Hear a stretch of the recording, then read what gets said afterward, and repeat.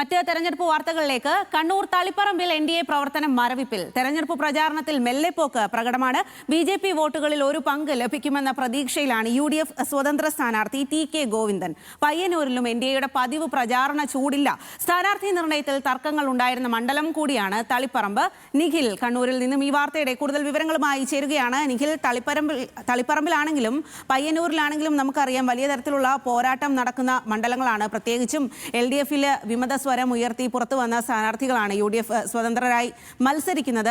അവിടെയാണ് NDAയുടെ ഇത്തരത്തിലുള്ള മെല്ലെപ്പോക്ക് കാണുന്നത്, പ്രത്യേകിച്ചും തളിപ്പറമ്പിലടക്കം. അതിന്റെ ഒരു കാരണം എന്താണ്? കൂടുതൽ വിവരങ്ങൾ.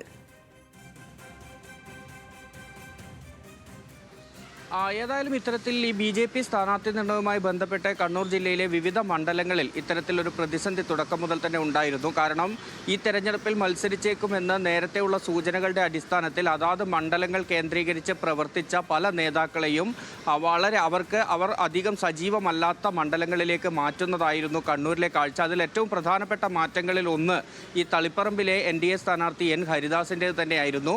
തലശ്ശേരി അല്ലെങ്കിൽ ധർമ്മടം കേന്ദ്രീകരിച്ചായിരുന്നു N. ഹരിദാസ്, BJPയുടെ മുൻ കണ്ണൂർ ജില്ലാ പ്രസിഡന്റ് കൂടിയായ N. ഹരിദാസ് പ്രവർത്തിച്ചിരുന്നത്.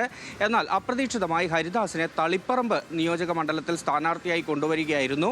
ഈ തെരഞ്ഞെടുപ്പിന്റെ പ്രചാരണ ഘട്ടത്തിന്റെ തുടക്കത്തിൽ ഹരിദാസ് പ്രചാരണത്തിന് പോലും ഇറങ്ങാത്തൊരു സാഹചര്യം ഉണ്ടായിരുന്നു. പിന്നീട് RSSന്റെ ഉൾപ്പെടെ ഇടപെടലിനെ തുടർന്നാണ് പ്രചാരണ രംഗത്തേക്ക് ഇറങ്ങിയത്. ഈ ഹരിദാസിലുള്ള അതൃപ്തിയോളം തന്നെ തളിപ്പറമ്പ് മണ്ഡലത്തിലെ BJP പ്രവർത്തകർക്കും സ്ഥാനാർത്ഥിയുമായി ബന്ധപ്പെട്ടുള്ള അതൃപ്തിയാണ് ഇപ്പോൾ ഇത്തരത്തിൽ ഈ പ്രചരണം ഒരു മെല്ലെപ്പോക്കിലേക്ക് പോകുന്നതിന് കാരണമായിരിക്കുന്നത്. സ്വാഭാവികമായും BJPക്ക് ഇവിടെയുള്ള 13,000-ഓളം വോട്ടുകളാണ് തളിപ്പറമ്പ് നിയോജക മണ്ഡലത്തിൽ ഉള്ളത്. അത് പൂർണ്ണമായും നിലനിർത്താൻ BJPക്ക് ഈ സ്ഥാനാർത്ഥിയുമായി ബന്ധപ്പെട്ട അതൃപ്തികളെ തുടർന്ന് സാധിക്കുമോ എന്ന വലിയ സംശയം നിലനിൽക്കുകയാണ്.